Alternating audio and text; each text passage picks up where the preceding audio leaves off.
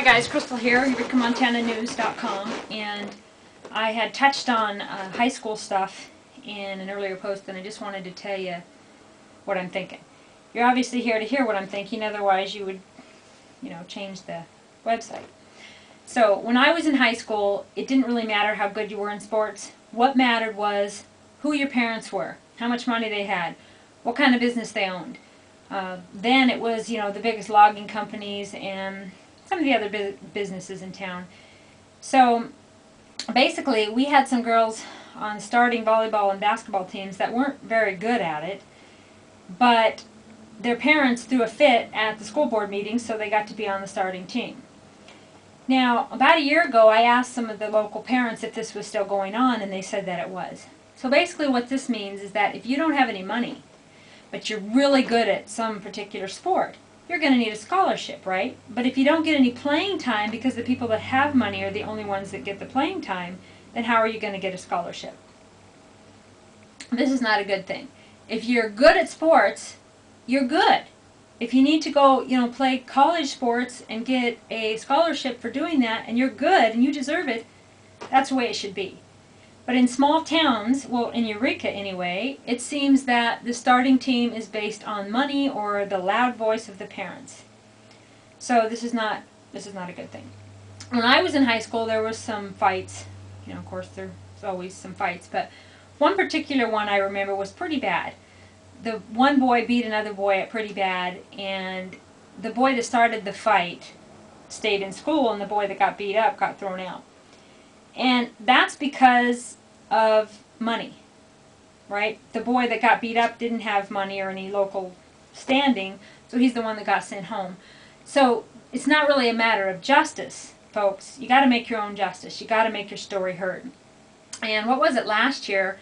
I think there was a young man who submitted a tape for a class project. I think he went to a party, and he had a tape of minors in possession, which is a big deal here in Eureka. And that's not what he was doing. I think he was just making a tape, to just, I don't know if he was doing it to show that people were drinking, or I think it was just all in fun. And he submitted this tape, and it showed this party and all of these people underage drinking. Well, some parents got pretty mad. Now, did they get mad at their kids for drinking? Did they get mad at the people who brought the drinks to the party? Did they get mad at some of the adults that were at the party, the drinking? Nope. They got mad at the boy behind the camera. They called him, they threatened to kill him. They threatened to kill his parents. This is a little bit odd to me. Why not, teach your kids, if you don't want them to drink at these parties or go there, why not talk to your kids or be upset with your kids or some of the people in the video? No, they were just upset with the people behind the camera. Minors in possession is a big deal here in Eureka. It was when I was in high school, and it still is now. It's like there's nothing else to do. They want to talk about underage people drinking, but yet there's nothing in the budget to create anything for them to do. There's no internet cafe where kids can be kids. There's no game rooms. There's no place for them to just dance and be on the internet and drink soda pop and water and juice or whatever. There's just no hangout place for kids to be kids. And I'm not talking about after school, Bible studies, no offense to religion, but kids need somewhere neutral where they don't have to be a particular religion. They don't have to be a particular belief system. And yeah, there's going to be adults there supervising, but if there was a place for the kids to just hang out and be kids, kids don't necessarily want to drink or do drugs or be, if there's nothing else to do, you kind of fall into that. And so create more things for the kids to do. That's the solution to minors in possession. And places like, I'm going to go ahead and say it, I'm sure I'll get a cease and desist letter next week, but that's fine. Places like the Arena, it has been said that they serve to underage folks. One of the gals that worked there, I heard yesterday that she refuses to serve underage people. Well, now that's some good values for you there. But her boss, who is, I believe, the owner, or one of the owners, is who she had to tell no that she wouldn't serve to. So, yes, this is quite inflammatory, me saying this, but it's probably only the beginning of a battle that is going to have to go on with the Arena. There is bad things happening there, and the folks that own the Kukanusa Arena won't put up surveillance so that we can see who's slipping people date rape drugs. they think they just want to shut me up. They won't go that extra mile to protect people because they're protecting one person. So, I know that the cops have been out to the arena a few times because they overserve people. So, the rumor mill says they serve minors. The rumor mill says that the date rape drug is slipped at games, that it's every year at Rendezvous. Every single year, the girls warn each other not to take a drink from a particular person at the Kookanusa Arena. And some years they end up taking it anyway because they don't know who this person is and they end up taking a drink. Now, it is said that this is a horse tranquilizer.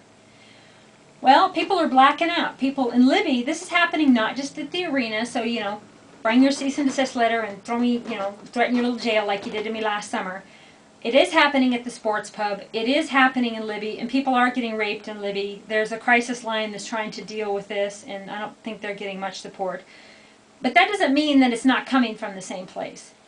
My dealing was with the arena because I knew it was happening there. I know a local business gal that it happened to, and I know of several other folks it's happened to. These people won't talk to the police because I guess they're scared, right? And it's hard for me to stand up for people when they won't stand up for themselves. I put a plea on the internet the other day on my post to tell folks to please go to the cops and tell them the Eureka police are very sensitive about this matter. They know what they're doing and they want to help people. They want to stop this.